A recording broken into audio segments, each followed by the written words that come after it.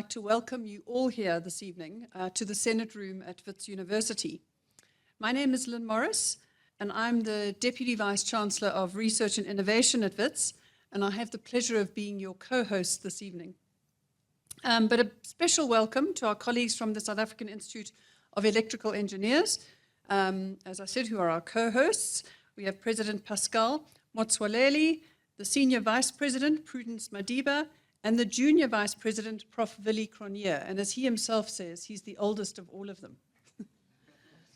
And I understand that we have many members from the SAIEE here with us this evening, from the industry and from academia, and that this is a very proud institution, a membership voluntary organization with over 4,500 members and been going for 115 years, which is really impressive. Older than this university, in fact. But this is a very special occasion on the Wits calendar, and it reflects the long-term partnership between Wits and the SAIEE. Indeed, I don't know of any memorial lectures that have gone on for this length of time, 73 years. I'm pretty sure this must be the oldest memorial lecture that we host here at Wits. And, I looked through the long list of previous speakers, and I was very impressed to see some of the names on there. And I do have to mention a few. Our own Professor Ian Jandrell, who is now the DVC here at Wits, Professor Chilitsi Mawala, the previous Vice-Chancellor at UJ, and now the Rector at the UN University in Japan, Professor Fulafelo Nelwamondo, who is now the CEO of the NRF, and of course, tonight, Professor Vukosi Marivate. And I should mention that all of these are Wits alumni. I can't resist an opportunity because we are really especially proud of the quality of the engineers that this university produces. But of course, this evening is also for us to remember the major outstanding contribution that Bernard Price made as an engineer to the power supply in South Africa. His legacy is alive and well at Wits, where he was a council member, but his impact was felt way beyond this because he touched on many other aspects, including geophysical research and paleontology research.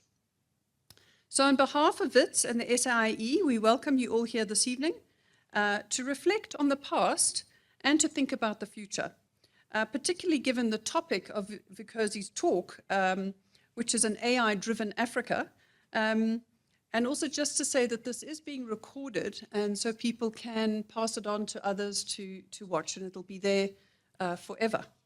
And I have no doubt that Bernard Price would be extremely proud to see how this memorial lecture has evolved to embrace new ways of thinking and doing. So thank you all and welcome.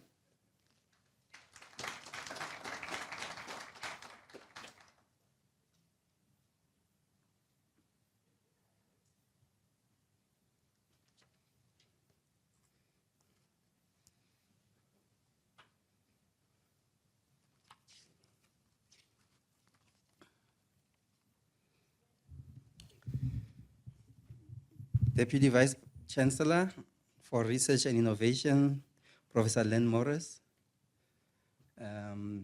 Junior Vice President of the South African Institute of Electrical Engineers, Professor Vukosi, CEO of the South African Institute of Electrical Engineers, Mr. Leonetse Matutwani, members of Council of the South African Institute of Electrical Engineers, ladies and gentlemen, welcome to today's 73rd installment of the Bernard Price Memorial Lecture. My name is Pascal Motswaleli. I'm the president of the South African Institute of Electrical Engineers. The first one was held on the 27th of August, 1931, and we've been having them every year ever since. So this one is the 73rd one. It started out as a tradition and has, over the years, evolved into the Institute's flagship gathering and key networking event in our calendar.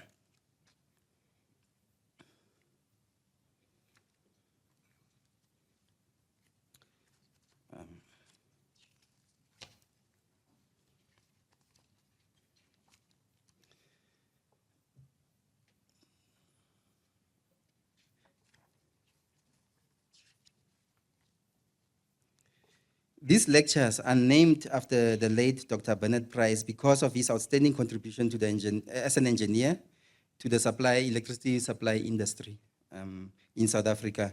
And he was also a president of the institute. Dr. Bernard Price was instrumental in the formation and endowment of both the Bernard Price Institute of Geophysical Research and the Bernard Price Institute of Paleontology in this very university.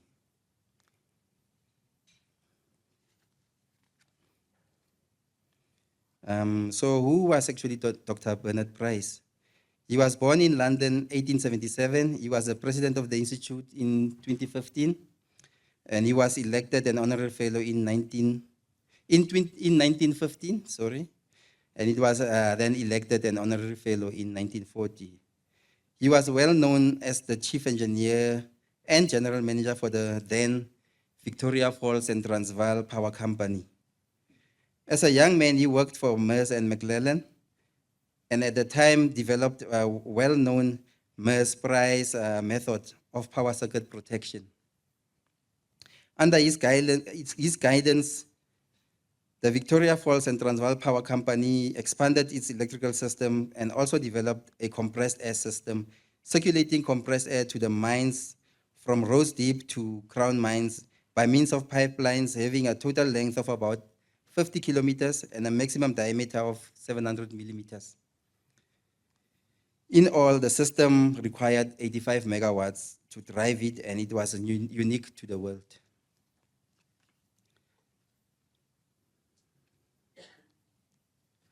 So today's speaker, we are honored to have with us Professor Vukosi Marivate as our speaker for today. Prof Vukosi Marivate holds the ABSA UP Chair of Data Science and is an Associate Professor of Computer Science at the University of Pretoria. He focuses on artificial intelligence and natural language processing and local or low-resource languages and data science for society, leading the Data Science for Social Impact research group. He co-founded Lelapa AI, a socially grounded Africa-centric AI research and product lab. Vukosi also co-founded the Masakane NLP Research Foundation and is a co-founder of the Deep Learning Indaba, which is the largest annual artificial intelligence R&D gathering in the continent. So without much ado, then I want to give over to our keynote. The topic is Gonzo, Charting a Path for African Low-Resource Languages, a multifaceted approach to research and development. Wow, what a mouthful. Professor Dr. Marivate, please unpack it for us. Over to you. Thank you.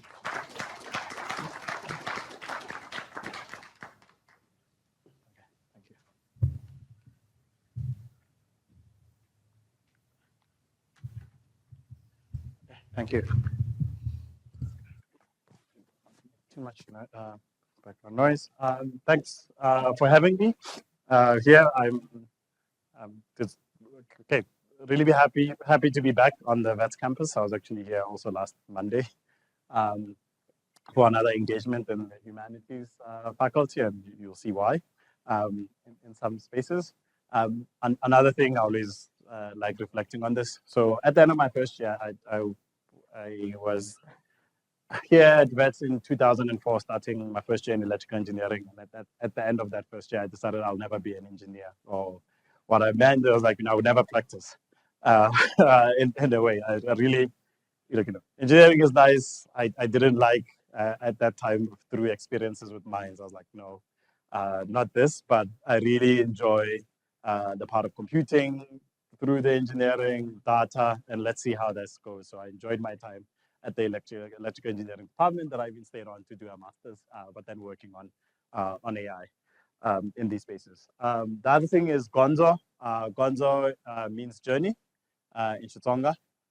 So I'll be taking you through my journey in looking at AI in different spaces, and I'm hoping we all get an appreciation of one of the facets of where we are as a country and as a continent in these spaces. And yeah, thanks to the president there for the introduction. I also sit in lots of different spaces. My biggest thing is a community organizer and builder when it comes to AI on the whole African continent. So I also sit on the Lacuna Fund Steering Committee. So there, what we try to do is fund the creation of the data sets for AI, especially in developing countries. I'm on the board member of Partnership of AI as of 2 months ago, working with lots of different partners in making sure, whatever the benefits of AI are as broad as possible. And I'm also at the forum of the young global leaders at the World Economic Forum. So I see yourself as bringing lots and lots of these different communities together to really tackle some of our most pressing challenges in these spaces. At the University of Pretoria, I run the Data Science for Social Impact research group or lab, where about 70 to 80% of our work is focused on AI or natural language processing and African languages. And the other one is data science and society. So if you're building AI, basically, how do you make sure it gets into the hands of other people who are not necessarily the experts, right? And it actually gets used. So I'll just try to get us to a common understanding before I jump into the other things. So one, let's think about definitions that we all can understand. So what's AI? In the classical definition, you have an agent. It can be a machine. It exists in some environment. It takes action to achieve some goal. So the humble South African robot, it sits at a street corner. It can go from green, orange to red. Those are the actions. And the goal is to control traffic. So by definition, that's AI, right? Yes, you can have, for example, here, one of my daughters looking at a robot vacuum cleaner in our house. The robot vacuum cleaner lives in the house. That's its environment. The actions it can take, it can move around, it can vacuum. And the goal is to keep the house clean before it runs out of battery, right? That's an AI. What's machine learning? You will hear this being used interchangeably. Machine learning is a subset of AI that deals with a machine learning patterns from data. So let's say I give you 2 data points. What's important is where the data points are. That's the input. And then the output is the color, right? The red color is one output and the blue is another one. So now I ask you, if I was to drop a new dot somewhere on that gray surface, what color would it be?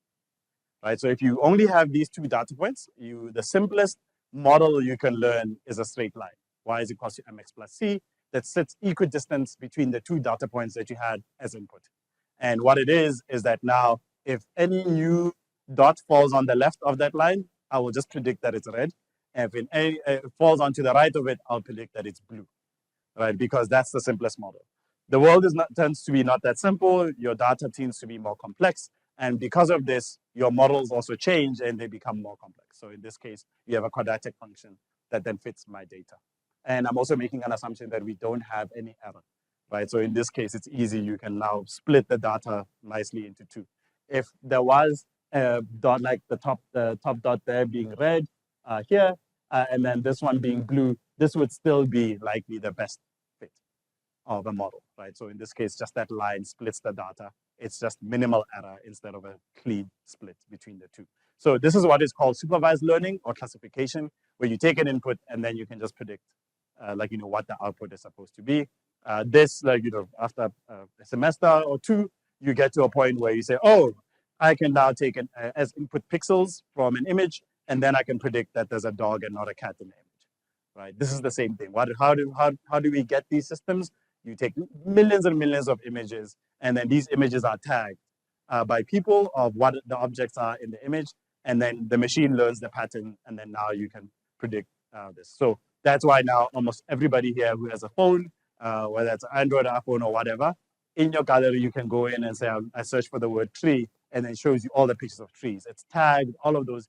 There's machine learning models that are running on your phone that are tagging the images as you take them, right, in this way.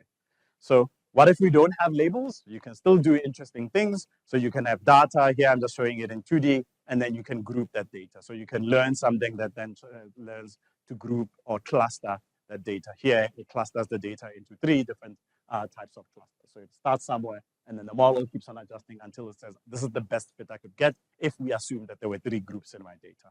Why machine learning? Without machine learning, you would have to write a very detailed program to process your data. You would have to explain to it, here's a pixel. If you have a group of pixels, maybe they are an eye. If then you have an eye and you have something that says maybe there's an ear, or maybe there's a paw, maybe there's a snout. If all of these things are together, maybe there's an animal. And then only if you keep on adding, then there's a dog. With machine learning, what you have to do is find good data and feed the machine data instead of writing a computer program on the other side.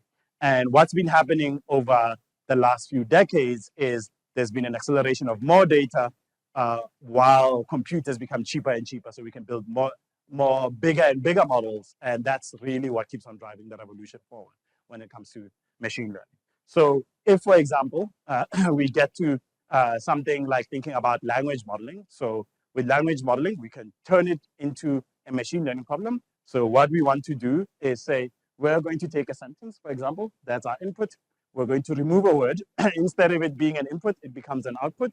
And then we're just going to put a thing called a mask. So it's just telling you that we're hiding a word somewhere. And what we want to do is learn a model there that can predict the word that we removed. Right? So this is something called self-supervised learning, because you can just take like a huge set of data, like books, keep on giving it sentences, remove a word, move it to the output, and now let the machine learn this thing. What is this? What's this program in layman's terms? What is it doing? You could probably explain it to your grandmother. Autocomplete. We've just built a machine learning model here that does autocomplete. Because now you can give it like a few words and tell it, please predict what the next word is supposed to be. And because you've given it all this data from the past, it learns to start predicting what the next few words are, or the missing words in a sentence are. Right? And these specific models, they're called BERT models. If you were using Gmail during that time, that's when Gmail started. Instead of when you were typing on Gmail, it started trying to complete your sentences. Was because these models became available around 2017. So that's what you have to do, and you need to build them using lots of data. So to create one of these BERT models, the paper was from like a couple of people at Google, who none of them are at Google anymore. They've all went on and started their own companies in the last 2 years. But you would take books and then take Wikipedia, do that mass language learning of learning the word that is missing, and then once you've done that, you can take that model that's pre-trained, and hopefully it's learned some patterns about data. About the language. So it could be like grammar, how you construct sentences, all those types of things, just because you've been trying to get it to predict the next word. Once you've done that, you take it and you can apply it to the final application. So you take that model that's pre-trained on this task to fill in this missing word. And then also, I think the other one for BERT was checking if two sentences are actually covering a similar topic. And then you use it for the final thing, which here could be spam detection. All right, so this was a big change in the way that we did natural language processing, which is my work, in 2017. And you might then ask yourself, now I see these large language models like ChatGPT, Llama, Gemini. How then do they learn that as well? That you can ask a question and they respond. So in the same way, we've got the model that is pre-trained on predicting the next word. Now you want to fine-tune it on the last task, all right? And then the last task, I gave spam detection as an example. The other one you can give it is question answering or comprehension, where you give it lots of data. So here, for example, this is Squad. This is a data set of 100,000 questions. And here's another one, Trivia QA, has also 650,000 question and answer pairs. So you're giving it questions as the input and answers as the output, right? What do they look like, for example? This is alpaca data. There's an instruction that you would give it, give 3 tips for staying healthy, and then that's the output you would have wanted it to generate. And the machine then learns, again, the pattern between here's an input. I can have an input being any kind of question, and then I must generate an answer that is closer to what the answer that is required, right? And this kind of gets us a few steps before something that looks like a ChatGPT, right? And this is going back 2018, 2019. You started seeing models like this where you could ask it something and it starts generating something. But they weren't as good as what came after, because as time goes on, Moore's law, compute keeps on becoming cheaper. That you keep on getting more data, so the models become bigger and bigger and bigger until they get to a point now, they're generating the answers. So now the problem with generating answers was, do they match human preferences? This was the next problem, right? Does the answer the thing that a human would expect, right? Because I'm only giving it maybe a million question answer pairs. Does that cover all of human knowledge? Probably not. Does that, if I'm creating the question answer pairs, does somebody else living in a different community also expect the same kind of answers? Those are different. So the last thing really that before the revolution currently that we have happened was this Instruct GPT paper. This was, I think, like May 2022. And this one was, okay, you've now pre-trained the model on the predicting the missing word. Then you fine-tune it on question answering. Now you do tuning of these preferences by asking the machine questions. It responds with an answer, and then a human sits and says, is this answer good or not? Right? Or can I rank the answers that it could generate? Right? You see this right now if you're using most of these LLM models, they still ask you, was this response good or not?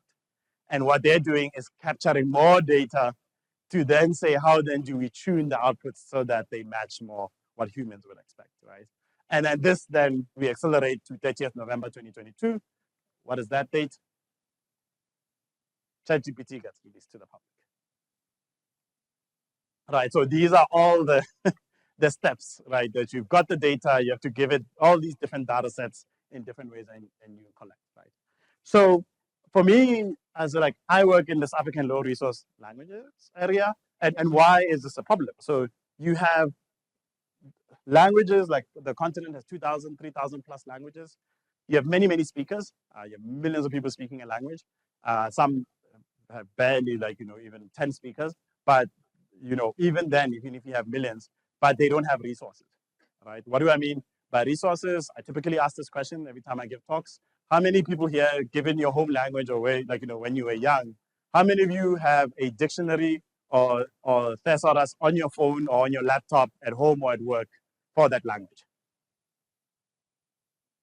Yeah, let's say only one hand.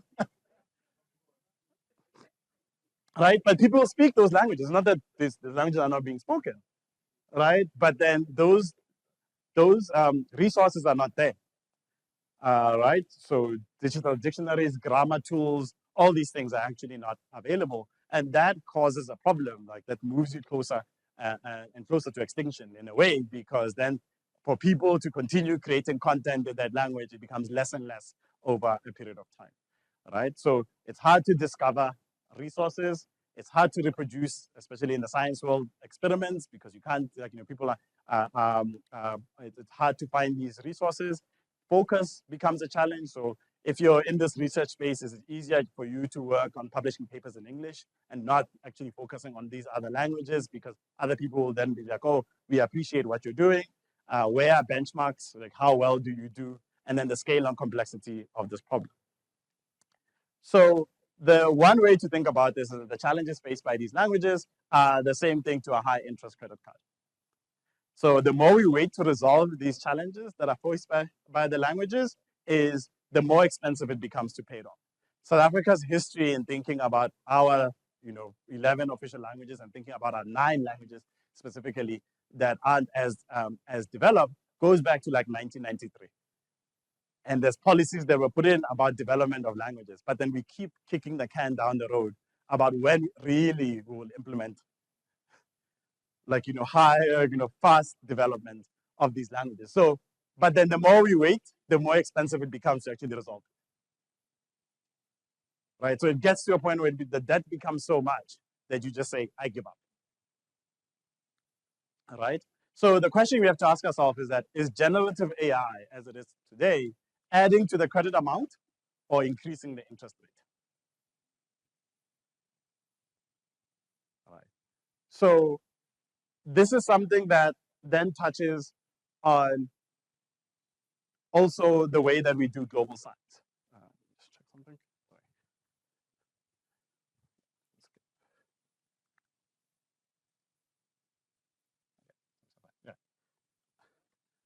right? That what is focused on in terms of what we do in science is not the same.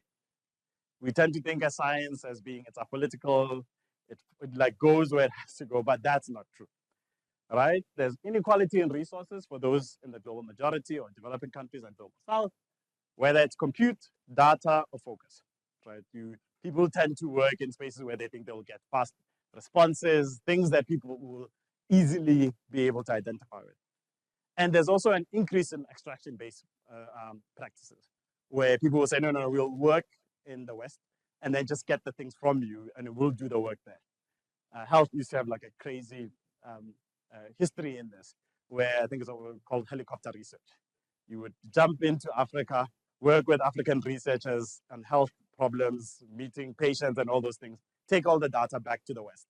And then the data belongs to the university that took the data, that funded the project in Europe or in the US. And then even the local researchers don't even have access to that data.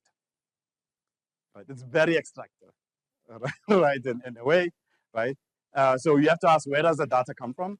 And AI, as it currently is, does not, also work without cheap, precarious labor that typically does not come from the West. All right? Do we all benefit? No. For most people, AI is not fit for purpose. Right. It's really these systems benefit, the global, to the global. The benefits to the global majority will not happen if we're not involved in their development. So if we're not part of how they get built up, there's no way really we're going to end up benefiting. They're just not designed for you. So for me, why focus on the continent? There's very challenging problems, and then we can work together and figure this stuff out. And also, how are we going to actually figure it out for the continent is worth asking.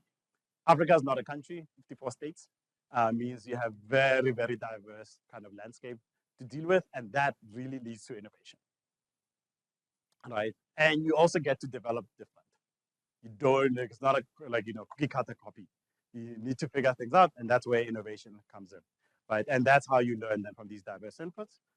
There's also this thing of sometimes thinking, hey, X is solved, it's not worth looking at it. But then when you change location, where you change where you are, you identify that there's X prime, there's X prime prime, and there's X prime prime prime prime. And all of those things are not solved yet. And that's all part of innovation in science, right? And to do this work, you need to be transdisciplinary by default, right? And unapologetically so. I've learned to just be comfortable that I work in a different sets of spaces. And we also have to think about the prestige in science is really sometimes divergent, right? Because how we measure what is good science in the West or in the Northern Hemisphere, does it really fit, especially developmental states? And sometimes that doesn't. I think there's a big project right now to even do journal indexes and change. I would say they really are very skewed, right, towards very established organizations in the West, not really thinking about are there other ways of knowing and things, right? So for me, when it comes to the rest of this talk, and I talk about low resource language NLP, it's an adaptive problem, right? And I'll explain this. So there's technical challenges. We know that. We love solving technical challenges, right? But a lot of problems are not technical. People are the challenge and the solution. I think this explains a lot of what ESCOM has been going through in the last 20 years. It's not a technical problem. So ESCOM was not a technical problem. It's an adaptive problem. It ultimately was people. Right? If you thought about it as a technical problem, you will keep on going down the wrong road trying to fix it. But if you started thinking about it as an adaptive problem, you now start identifying where are these people, what are they doing, and how do we make sure they become part of the solution? Right? So even with us, when thinking about language and how it fits into AI and machine learning, it's the same.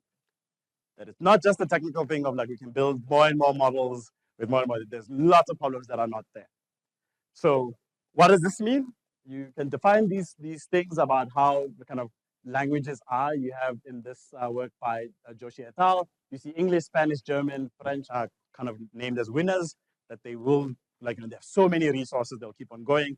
isiZulu there is called a hopeful, that if there's a little bit more development there, it could move into the rising stars and all those things. But there's much of the world, 88% of the languages that are left behind. They will disappear if nothing is done. If you think about the data, remember I said that you need to train these models with data. If you look at the ones for training these big models that we have right now, this is just an example of data sets that are used from an AI4D report. And you can see what they found for internet-based data that's used for building these models. English made up 50% of the data. And then you look at Hindi, 0.1%. And of the languages that they were able to sample across the African continent, it's less than 0.019999%. So this part is to say that for those models to be better, almost lucid, and be able to generate things that are useful, you can't change it by changing the technical composition of the models, because the data that you have coming in is so small. Common Crawl, which is a data set that's used to train even some of these GPT models, is about 9 petabytes of data. 1,000 megabytes, a gigabyte, 1,000 gigabytes is a terabyte, 1,000 terabytes is a petabyte, if I remember correctly. And then if most of that is in English. Right, and now if you think about this, that of that, so to get the way that ChatGPT works right now, you need that amount of data, and only that amount might be covering African languages. So uphill battle, right? To go like, how do you fix this, right?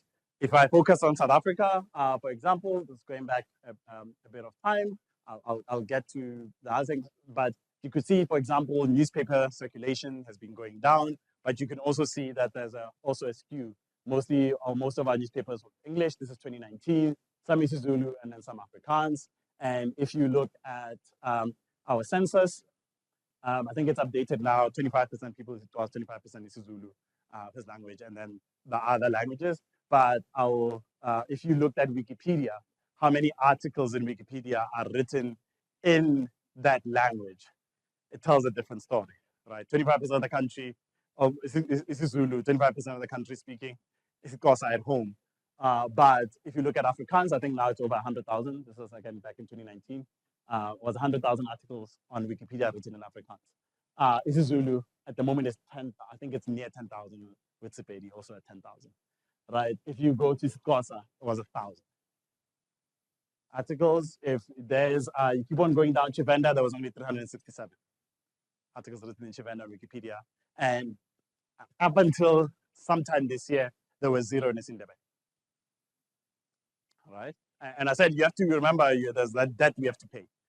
Right? So you can't get out of it. So to the point that the South African government is actually paying people to write Wikipedia articles in Isindebe. You literally have to pay. You have to train people and then pay them for their time. And there should be a few Isindebe articles now on Wikipedia. So you can't get out of your way technically. And you can't ignore that debt. Needs to be paid. Right, and this way. So if we then cover our big language models, these llamas, I think now Llama 3.2 came out yesterday, the GPTs and whatever, and we think about that again as a heuristic, where's this data coming from? We go back to that table of Wikipedia. It's just an indication of where content is created and how it's stored and how it's used. And if we look at the continent, for example, again, through that thing, as I said, like it's almost 7 million English, there's Swahili, 80,000, Yoruba, Zulu, 11,000, Sotho is 949. So we still have to deal with this issue of where this data that's coming into these systems. And if we learn from Gugu Tiongo, so like us in these global South developing countries, we're also, the reason all of this is not by mistake. It's not random. There's a history where we come from, where we are affected by colonialism and empire.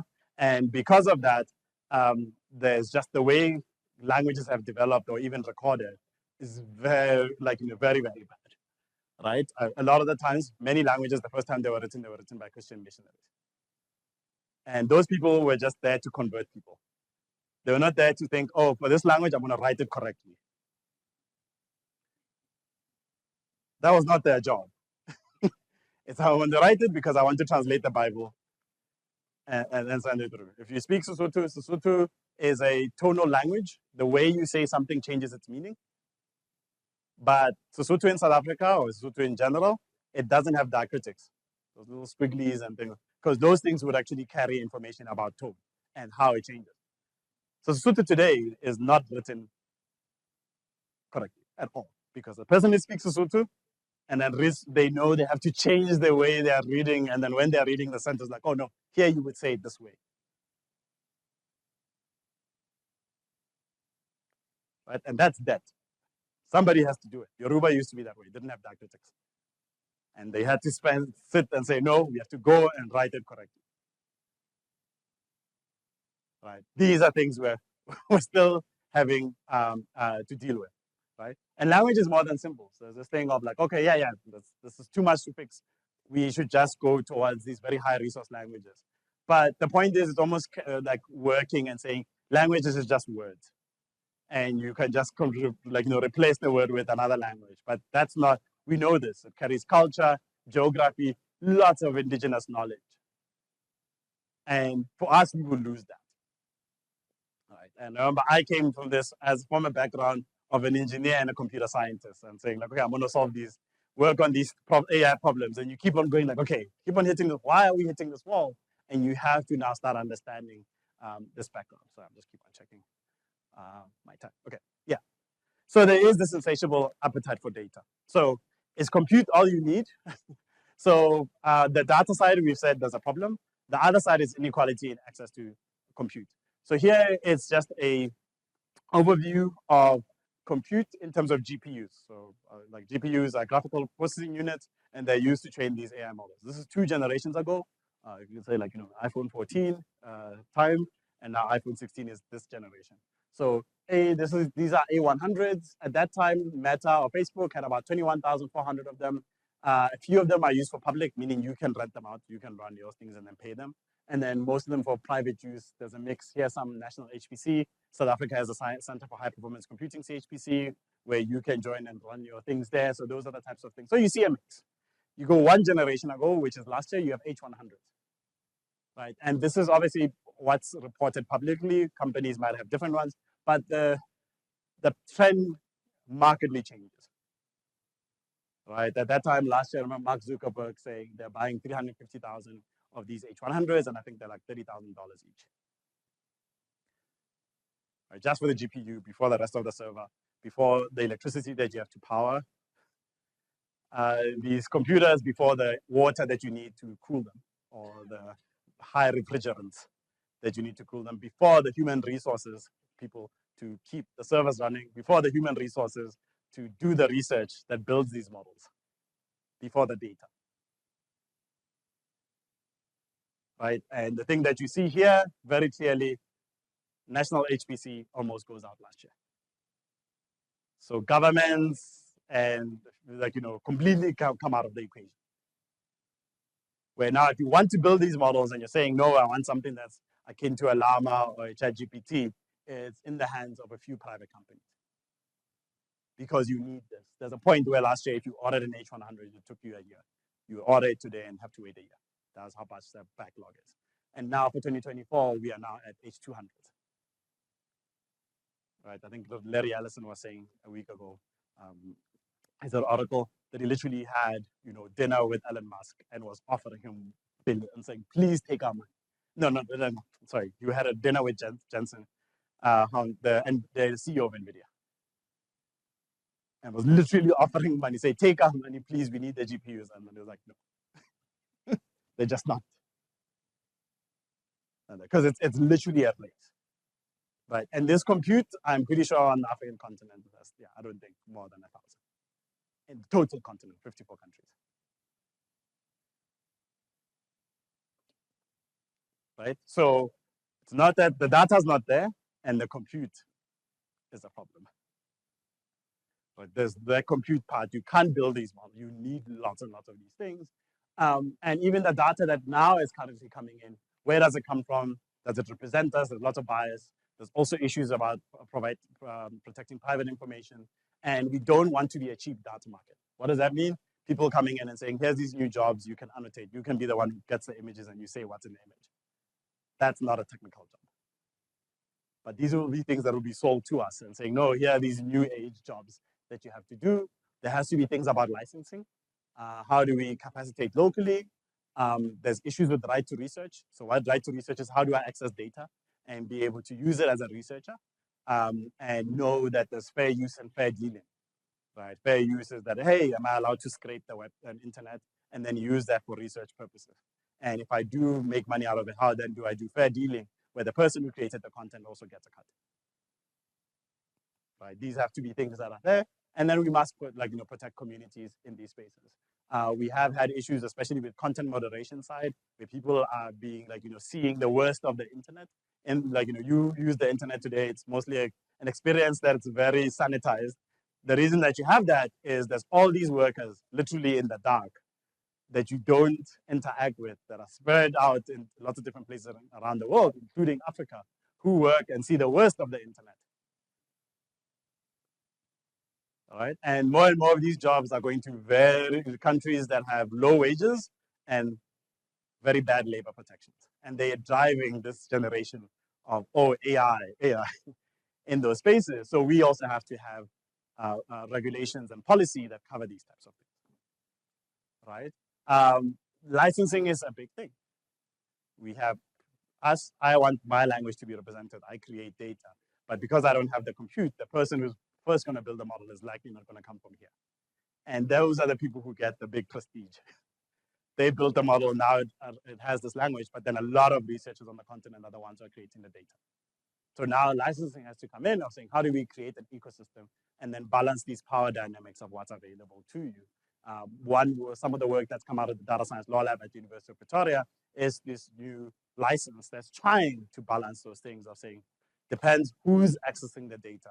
If they're from the, in a developing country or on the African continent, they can use things commercially, non-commercially.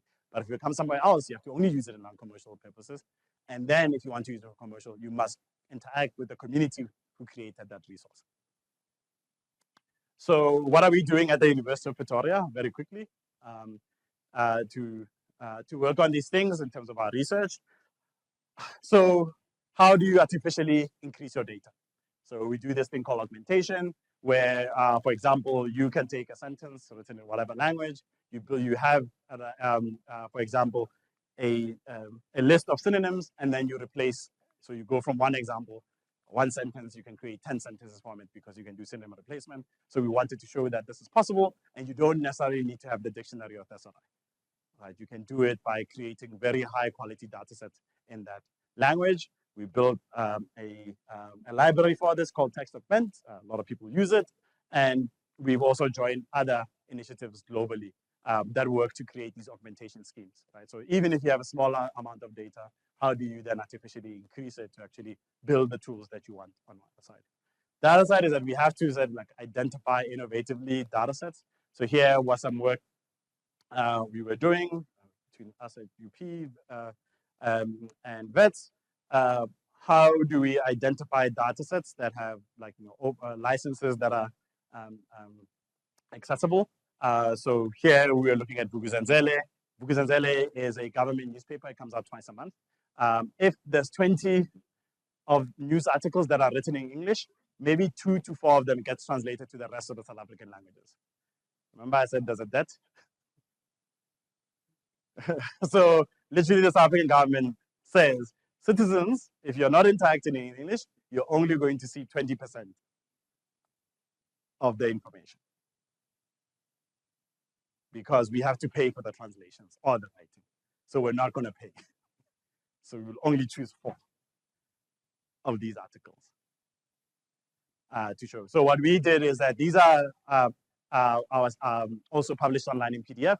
PDF is a horrible format for machines to process. So we had to go and literally do human computation where we download the PDFs, extract the text, and then clean it up so that we can then align them. What you can do if you do that, actually, there's very good methods where you can take paragraphs, from the paragraphs take the sentences, and you have models that can tell you that this sentence in Chivenda and this sentence in Xhosa are actually the same sentence. Right? And if you can do that, what you come up with is these parallel pairs of sentences. So you can see here, for example, with Luguzanzele, Siswati Xhosa, 2,200 pairs. If you have that, you can then actually train machine translation models that don't go to English as a pivot. We tend to think of like English as you first translate to English and then you to. So with what I've shown you here is that now you can train models that just go directly from Siswati to Xhosa. Right? You need much more data than 2,200, but that's a starting point. This data wasn't available before like this. You always had English as a pivot. It will always show you isiZulu to English, Xhosa to English. And then we said like, no, we can actually do this and do it before. Way more. We created more. This one is from government speeches. And you can see there is in the Ndebele to Chivenda, almost 19,000 pairs of sentences. Right? And we can do it in all 55 different directions. And then what you can do is then train machine translation models that work in these spaces. This is some work from one of my other master students, Kathleen, and she works on, hey, if you're doing speech recognition or transcription, where you go from audio to text, how then do you use that depending on the way that you might speak, your dialect, or even if you're male or female, those models can actually be improved, right? So her work is investigating Kiswahili, Luganda, and English speakers to be able to disaggregate and then from there actually build better models for those communities, right? In those spaces. The work here from Idris, who's a postdoc in our group, is looking at lots of different data sets and also fixing the data sets that are out there. It's a given is like sometimes you're like, oh, a big tech company says they've released a new model, it supports these languages, and then here's the data that you can use. When you start exploring the data, like Flores, yeah, I can say, Flores is actually Facebook created that. What we found is that there's a lot of mistakes inside it and errors, and these errors actually impact the quality of the models that you build out of that data. So Idris and a couple of members from our group have, I think there's a paper that will be out soon for WMT, which is a conference in machine translation that will come out soon from our lab that's showing all the work that they did to try and correct Flores for the languages that we were interested in these spaces. The other work, another postdoc, Coyote, and then Michelle here, who's a PhD student. And here they're trying to go like, hey, in South Africa and lots of different places, we code mix. What does code mixing mean? When we're speaking, we don't normally use one language. You mix. And because of that, this gives problems to these AI models as well. Code mixing is a major problem. So they are working on their side to say, how do we then improve performance of our models for code mixing situations, right? Where you're not just purely Yoruba, purely isiZulu. You have this mixes of languages. And this year, we also had this Design Justice Institute, where again, we're looking at these other parts of not just the technical problem, but then how we think as a whole in terms of society, thinking about AI, not just this thing. So bringing in transdisciplinary work, people in computing, math, social sciences, language together into one space, and then you can go to that website. I think all of the sessions were recorded in these spaces, and it's also understanding the human impact that these systems currently have on all of us in different ways. On our side, we started Lelapa AI with a couple of co-founders, lots of them Betsy's. Wait, yeah, 5 out of 6 are from Bets. Come from Bets, where we're a socially conscious AI company, and there we want to build a technology for Africans to communicate digitally in our languages. So our first area, we're a research company, and most of our team is doing R&D. And then how do we build these tools? We want to become that leading research lab that goes into commercial R&D as outputs. We're very thankful for all our funders and also collaborators. So at our university, you do have data science and social impact, Masakani, which I'll talk about, and then the Rail Lab that is here at Wits University. We have our Bula Bula API that's available now, where you have all these tools for transcription in the languages that are based there. They're expanding to more languages. You've got Analyze, you can do analysis, and then Converse, you have systems that can do things like chatbots for commercial purposes in these languages, and then we're doing translations as well. As of a month ago, I think, we released the African continent's first large language model. Right, as Lelapa, it's called Incuba LM, Incuba meaning dung beetle. Right, it's very small. It's called a small language model, but it's very mighty, covering 5 languages: Zulu, Yoruba, Hausa, Swahili, and Xhosa. And we're really excited to see what people build on top of these language models that are now available for our languages. And the reason also to do this from our research team, our fundamental research team, is to push the boundaries, learn new things, and then through that actually give back to the community, right? So you can sign up for our systems. In this case, the Incuba LM is freely available online. You can get it. And then for the rest of our things, you sign up for our API, and then you use it. So this is changing. Like, we're doing things at the university. You have to do research there. You have to figure out how to do things. Also getting these tools into people's hands so that they can use them, so that we can communicate in our languages, because they shouldn't be something where we question why we're communicating in our languages. It should just be something that people use. So we need more than this, though. That is massive. Right, we need more than this. And this is why, I've been a very big champion of community-driven AI across the continent. This was at ICML 2024. ICML is like one of the top 3 AI conferences in the world. I was very fortunate to be a keynote speaker this year. And this was shared the day before my keynote of the people who got papers accepted at this conference, where they were coming from in terms of their universities. And you can see something there. Right, this is like what? How many papers? 2,610 research papers in AI, and there's 12,000 people in terms of the amount of authors. And you look at where their affiliations are coming from. Right, this showing you again that inequality. Right, so on our side, we started this thing called the Deep Learning Indaba in 2017. Almost done there. I'll try to speed up here. And the first one actually was here at Wits. We wanted to strengthen African machine learning by making sure that Africans become the critical contributors, owners, and shapers of this coming advances. This is in 2017, how we were thinking about it. We started off with a conference about 300 people, 330 people. 600 people applied to come. And initially we thought, we wanted to do, a conference of 50 people. It's been very funny.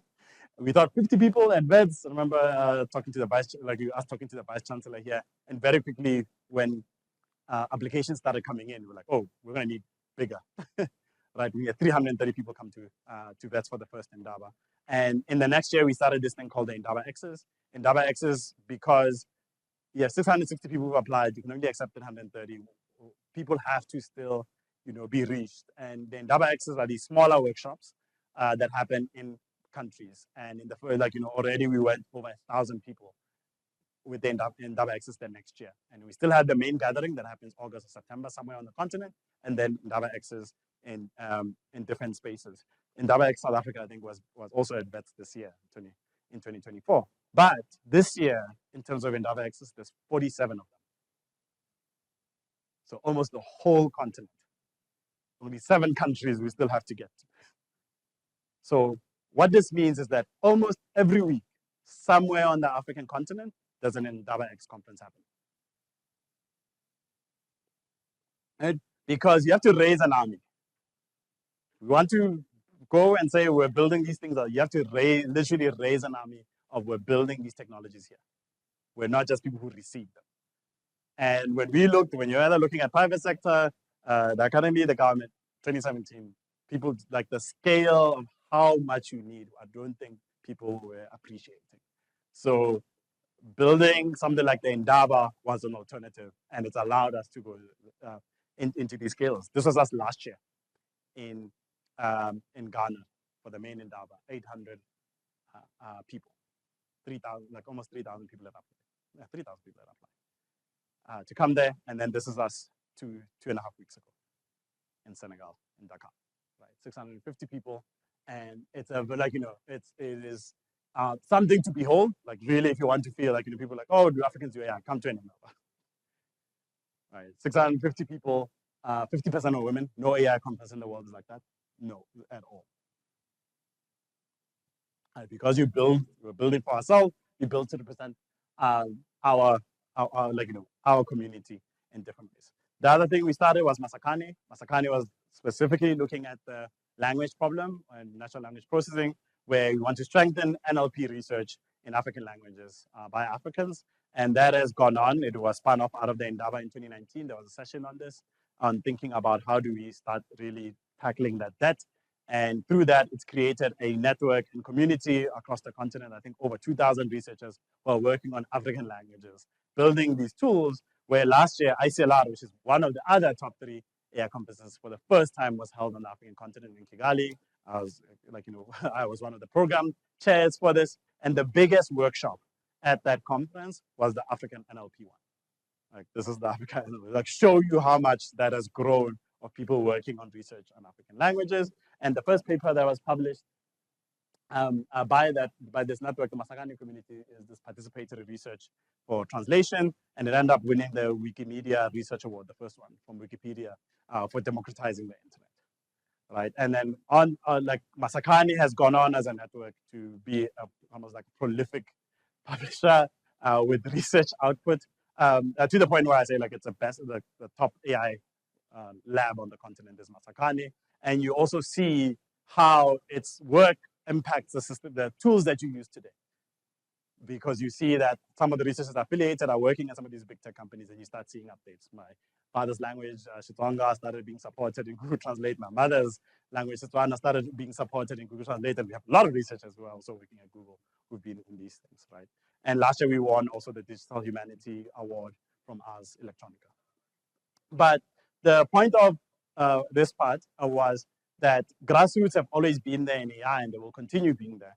The thing that's interesting about our ones, being the deep learning Indaba, being Masakani, is that it's also led to spin-offs. Kipu is a similar conference to the Indaba, but that was started in South America after the deep learning Indaba, literally as, hey, we're seeing what the Indaba is doing on the African continent. We can do the same thing in the South American continent. You have things like America's NLP here, which looked at Masakani and said, how do we then replicate that for South America? You have Sisonke Biotech that looked at Masakani and said, we can do this for health and AI on the African continent. There's a new one that just launched this year called AfriClimate AI. Right? These things are happening, and people are trying to say, how do we work in these spaces? We do understand at the end here, what got us here won't get you there. We build community, lots of formalization, impact of work, rising seniority, increases in opportunity, challenges in mobility on the continent, both visas and the cost of moving around the continent is prohibitive. My thesis has always been for the last few years, there's way more money in African AI, unfortunately, mostly coming from outside the continent, than African AI can actually absorb. We cannot absorb, we just don't have enough human resource to be able to take the money that's being at the moment on offer. We need to create new opportunities, more and more PhDs, postdocs in these spaces. We need to choose the path we're going to take. We need to build for ourselves in the way we want. It should not be us being told how. And we need to have more local R&D, because it's great having money from outside, but it's very different because then it's different agendas. We have to have more R&D funding that's coming from inside the continent, from inside South Africa, saying this is the priorities that really drive our society forward. For me, one of that is being working on the African Institute for Data Science and AI at the University of Pretoria, and we are still looking for partners here. We're doing research, transdisciplinary, looking at really having impact within these spaces, but we are collaborating across. So for us, it's setting up a center that allows people, yes, inside and outside the university to work and really build these types of things. Closing off, thanks to all of our collaborators. There's more. I think than this is just these are the ones I had the logos for. And then also thanks to all of the funders that we get funding from to do our work. As I said, like, hey, could be you, your organization on there. We want more local funders for R&D on the country. And thank you. Hopefully I'm not too far, 5 minutes.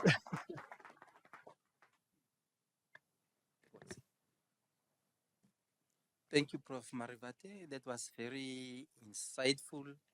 I'm sure there are questions among the audience. Are there any questions?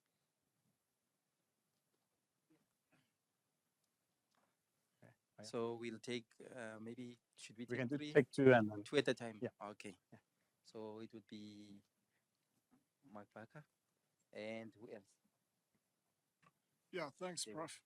So I'm wondering what the United Nations are going to be doing about this. I understand they've got a SDG, Sustainable Development Goal, number 10, which says reduce inequality within and among countries. Now, surely that should apply to African countries. Have you heard of anything that the United Nations is doing? Thank you.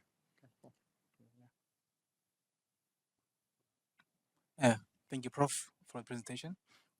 I want to find out, would you use the same model for any language, or would you need to tweak it to accommodate any other language? I'm saying this because we understand, as you mentioned, the missionaries have done a great job in translating African languages, and the Bible is arguably the best reference of our African languages, really, if you think about it. Can we just pump this data into the already established model to give almost the same accuracy for the English language? I'll start with the second question. They didn't do a good job. That's the thing for us to learn, is that they didn't actually do a good job. They can, what is this? It's quantity over quality, right? They can cover many things, but it actually also does lead to some very suboptimal ways. As I gave the example with Sesotho, just locally, but then many languages people can give examples, I think, of these problems. Some just being words that are completely wrong, like they completely, if you read them in that language, you're like, this word is not correct being placed here. What you're talking about is like, there's a lot of work in trying to look at transfer. A lot of our students also look at that. There's one, for example, this morning we were looking at, if you have languages that have something like isiZulu, Kinyarwanda, can you then use that they have much more resources to then help other smaller languages like Sepedi for tasks. So we are looking at news classification, right? That you have lots of news classification data in isiZulu comparatively to these other languages, and then can you do transfer? So for some applications, this works. For some, it's just a bit too far. Not just us, but then a lot of different talk where I talk about some of the work that we did. We created a language model for Setswana, and then you try to show how just by spending, I think we got like 25 megabytes of Setswana. And if we include Jehovah's Witnesses are actually even bigger translators. They had 100 megabytes of Setswana, and then we built the language model just for Setswana called Puoberta. And then that model, we can get to or even beat the biggest multilingual models. And that model, once you've trained it, is 300 megabytes. You can literally run it yourself. And the point there is to show you that you, as African researchers, as long as you are committed, you can literally beat the biggest out there. It's just that it requires that focus and that dedication to that language. And you can come up with things that are much better. And that's the thing, is like, we just assume that things are built for all of us. They're not. And that's an issue. On the second one, I was in New York last week, so from Wednesday to Saturday, and lots of conversations happening before the General Assembly, the UN, and this week it's going on, and there's been lots of announcements. So one with the Global Digital Compact that was, I think, announced on Sunday. There are things about looking at how digital resources are balanced across the globe. The other one is like the US government and a couple of partners have announced a fund for compute and all these other resources and training.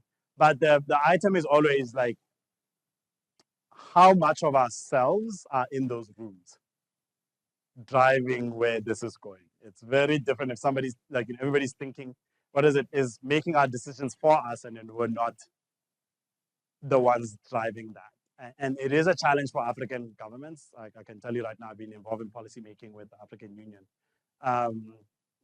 like, governments on the continent, you're worried about poverty, about health, and all those things, saying like, hey, we're going to put maybe $500 million towards compute is like almost a non-starter. But and my biggest drive is like, yeah, if you have industry that's still thriving on the continent, they should be putting more money in R&D.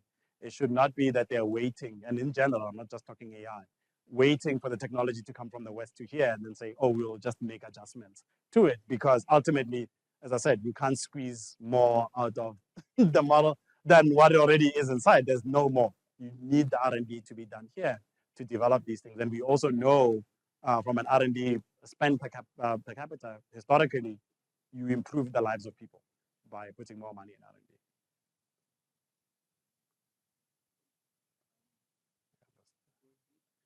Okay, we can do 3, I guess. Can you please then introduce yourself before you speak?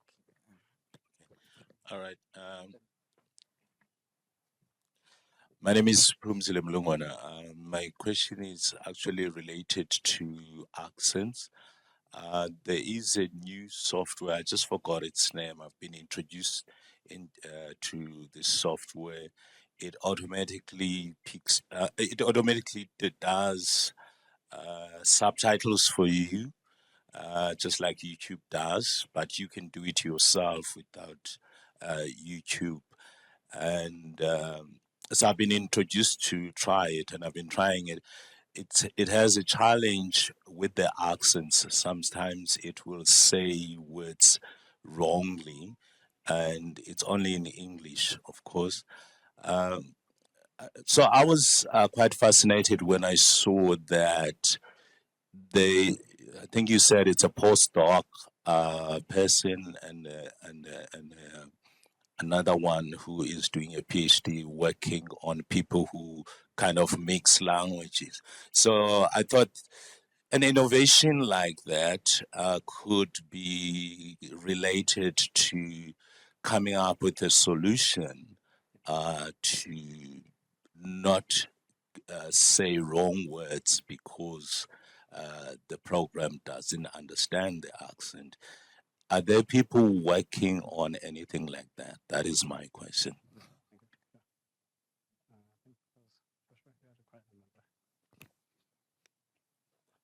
Thank you. I'm Dr. Joshua Chipomomera. So my question is pretty much on, especially when you're mentioning that the data that is being used is mainly from the religious text, right? And a bit of it coming also from the governmental text. My concern, or here I worry, is that wouldn't this ultimately lead to a convergence of truth being put out by these models? If you go on and query certain things, for them to give out information from one standpoint of morality, which is from a religious morality of one sect, and ignoring what the other sects view things as. So don't you think that is one of the biggest worries that Africa then faces, the challenge of, since most of our materials are only translated mainly from a religious or political standpoint? Yeah, and the gentleman there. Oh, thanks. No, I think you. Oh, my name is Dumi. I think you partially answered my other question, which is there, how much interaction is there with the African Union, to give this a bit of a holistic approach, and then also most universities do R&D, leveraging on government and industry funding. I don't know if there is enough collaboration in the continent amongst the NRFs of this world, the CSIRs of this world, in their respective countries. And of course, we've got places like the Innovation Hub, where I don't know if there's still a lot happening there along the N1. Then my other one is you showed us a slide saying that it's one of the main AI conferences. And although you didn't say it, I assume you were showing us that there were no papers accepted from the continent because the continent was white and the others were blue. Now I wanted to find out if is it they were declined or there were no abstracts submitted, because those have two completely different meanings. Yeah. Because if there were no abstracts submitted, you need other solutions. If they were declined, it's a quality issue, and then you need other solutions. Thanks. Sure. I'll start there and then work my way backwards. Yeah. I like I published at some of these conferences, but not when I was based here at Wits, for example. I was doing my PhD at Rutgers in New Jersey, and you find there were Africans there, right? But they're not at the institutions here, and some of it is these things of what equipment do you have, what kind of access do you have. I love living in the New Jersey, New York area because literally you take a train. I was in I was at New Brunswick, where Rutgers is 30 minutes away is Princeton, 45 minutes away by train you're in New York, NYU, Columbia. It is and Google is there, Meta is there, their research offices, not even no disrespect. So that's Microsoft in South Africa, Google in South Africa, they're business offices. They don't do engineering here. Engineering meaning they don't build and they don't do R&D for those organizations in this country.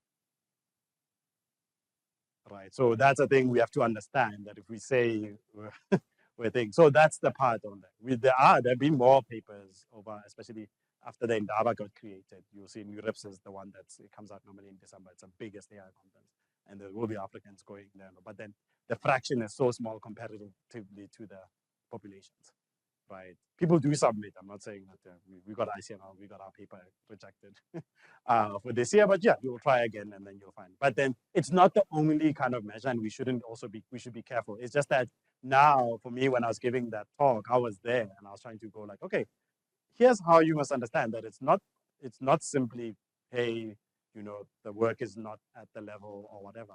But there's all these other things that you have to resolve that a researcher on the African continent or South America has to do that you might not even take an appreciation of. And these are things that are not measured in the current way we measure science. Right? We have to do these things. As I said, I was here last week in humanities, sitting with library, African languages, language units of both UP and Wits, and saying like, there's a lot of stuff that we have to be doing together. Right? Because we want to give access at the end of the day that people can learn in the way that they are. Connecting to that, 3 weeks back, I was in Hong Kong. And during that Hong Kong as a learning journey at Hong Kong University of Science and Technology, we spent a day at the Hong Kong Science and Technology Park. And it's got, I think, 2,000 plus startups in that park. And they, like the CEO was saying, like one of the things that they had to do when they were kind of gearing up was they said, resolving this issue about our companies actually doing R&D in this country. They have 2,000 plus startups, companies. You cannot have a company based at that science park if less than 50% of the staff are R&D focused.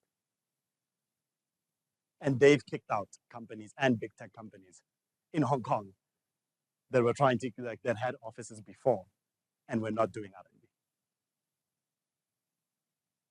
And this is the thing where it was a decision made of like, this is how we're going, and they still have, I think, almost over 90% of their offices occupied.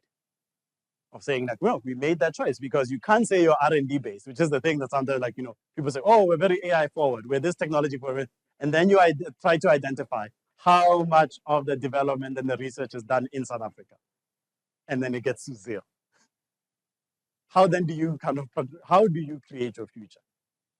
You don't. Other people create your future and then tell you how then they will interact with you. And that's the part where we also have to think about our innovation systems in the country, how they work and how they interact across. I can tell you right now, like when we have The amount of money at the moment that is coming from private entities outside the African continent is multiples what you can get from the NLF. Health has already long gone past this. The amount of money that comes from Wellcome Trust, from kids, like you can't do health research if you just use the money coming from South African government. You couldn't do health research at all.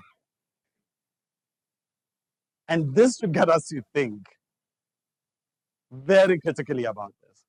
Right? Then I was like, I don't need to use AI as the example, but there's core research work that is being done in South Africa and African continent that literally could not run if there was no donor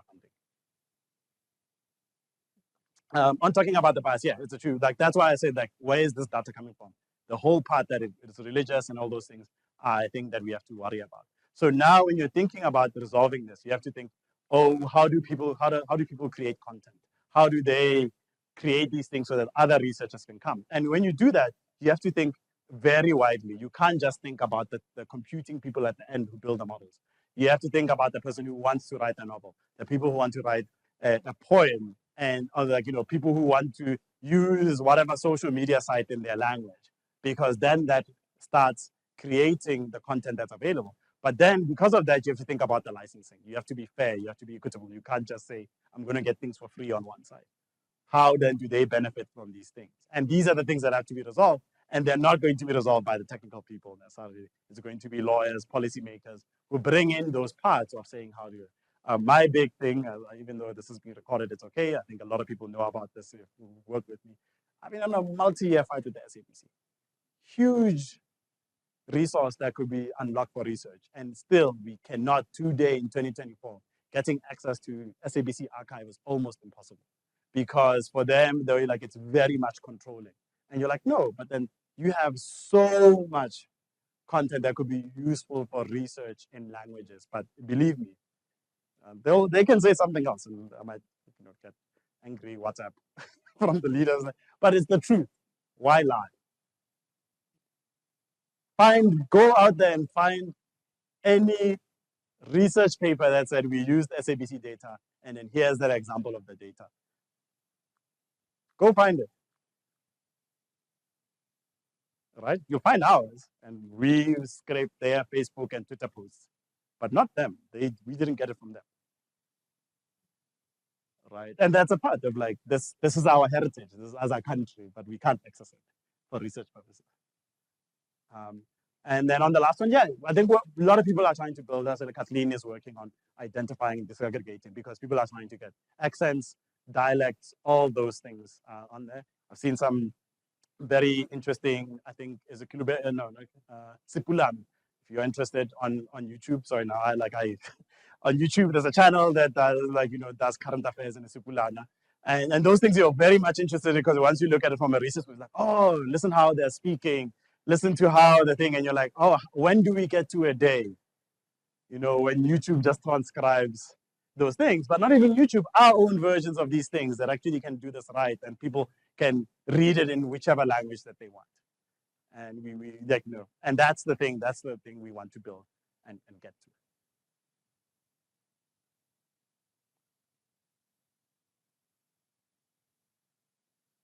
Thank you. Just checking if there's any. Oh, okay. No, yeah. Just as a parting question, maybe it would be unfair. Yeah. On sci-fi movies, sometimes there's this device that they would have that translates one language to another so that the people can talk in their languages. So how far as a species are we to having some kind of universal translator as a product? Yeah, the thing is, it's hard because it then comes into this thing. What do you translate to and from is a political question. So for some people, they believe they already have universal translators because you can translate from English to French to thing, just because from the way that they live, that's for them is the world. Right? But as I said, I gave an example of Sipulani. If I was to go to Limpopo and Mpumalanga and then say like, oh, they would say, yeah, we would like to go from Sepedi to Kilubedu to Sipulana easily, and they can't. So it's going to take work. And I was looking for a slide. The one was on the part of like, for a quote. I'm trying to remember the guy's name. Of in keeping tradition, it's not to look over ashes, but then to keep a fire burning. And that's the thing that's very interesting about our country, is that it's this very multilingual, multicultural, and we want to have it going. Technology can play a part. It's not the only space on that one, and we want to keep it. I think some things will develop faster than in others. There are other things you have to protect against. Some people are also worried about dominant African languages, and that is happening, right? Remember in South Africa, the way that we came to the 9 other languages was almost the apartheid government saying, you are living here, and because you're living here, you are now all, your language is separate. It wasn't consultative. It wasn't people going and saying, how do you speak? How do you speak? How do you speak? And then we say, okay, actually, if we were to slice it, this one is Kulubedu, that one is Sipulana, and then this one is Sepedi in a way. It was just, no, this area is Sepedi. That's our debt. We still have to pay it off. We have to resolve these things on the way. So you have to now think about how those things are. And and a lot of the work that we do is enabling these tools that then people can use to express themselves, right? It's not a replacement. It's for them now to be able to express themselves fully. Okay, thank you, Prof. For the great work that you are doing, community-driven AI in Africa, exciting work. Hopefully a lot is going to come out of that for our environment. I'd like to hand over to Engineer Kumutso Tlapelo to do a vote of thanks.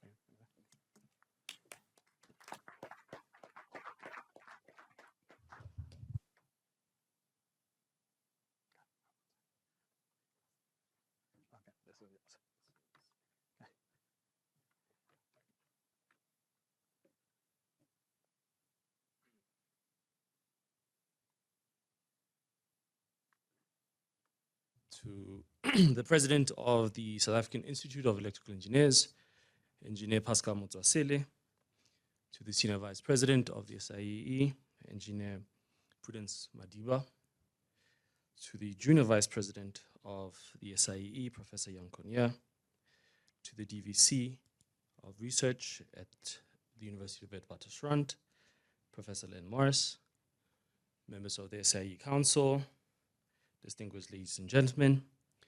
First, let me begin by thanking the Bernard Price family and the organizers of this prestige SAIEE event for their tireless efforts year on year.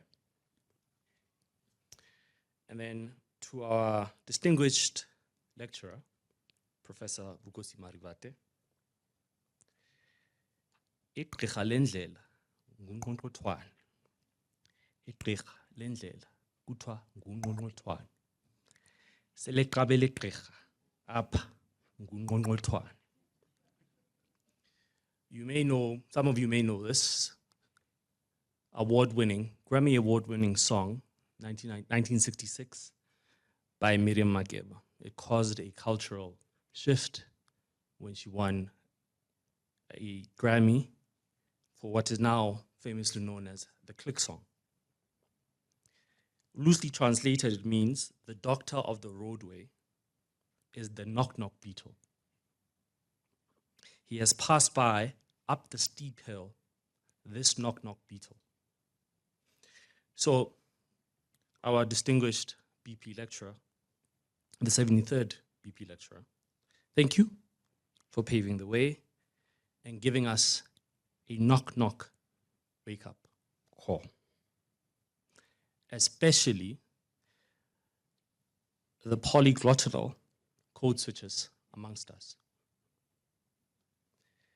Some of you that may know that I'm what some may call a hip-hop head, a motsakolista, and one of my passions is to make Setswana fashionable. Thank you for encouraging me personally to do so unapologetically. While you were speaking and about the challenges and how we can possibly collaborate on creating resources for AI development in these low resource languages, one of my favorite Setswana writers, one of some of you may know him as Tumeloke Padisa, Dux Tsenganga. Won a Grammy, or won a Sama rather, 20 years ago for the seminal work called Mafoko Ame, which turns 20 next year. I'm desperately trying to get it onto streaming platforms. Another very stubborn artist. I just wrote to him that maybe we must come and visit you. Yeah. A very prolific Setswana writer at that. So that is something I'm taking away and working on. We shall definitely talk. So, Prof,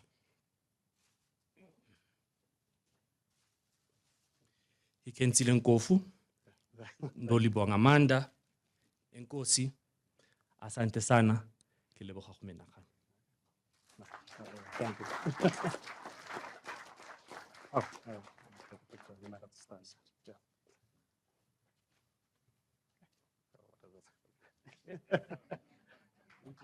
Yeah.